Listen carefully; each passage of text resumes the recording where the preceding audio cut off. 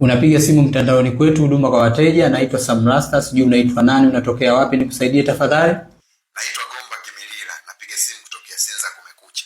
Okay. Nikusaidie kukuangalizia details zako kwa kutumia namba hii ulionitumia? Namba hii. Okay, subiri. Unakaa Sinza Kumekucha ila uchumi wako bado umelala. Kwa nini unasema hivyo?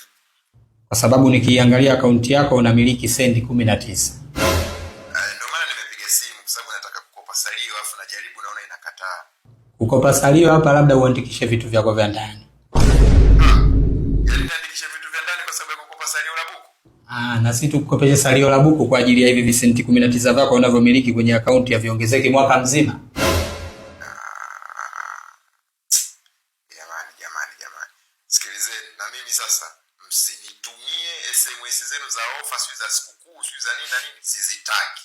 Sasa ndugu mteja, jinsi maisha yako yalivyokuwa magumu mpaka unashindwa kuchagua chakula chako chakula kila siku, utachagua SMS za kutumiwa? Ndio nishasema sitaki. Sasa usitupande kichwani. Salio hatukukopeshi na SMS tunakutumia vile vile.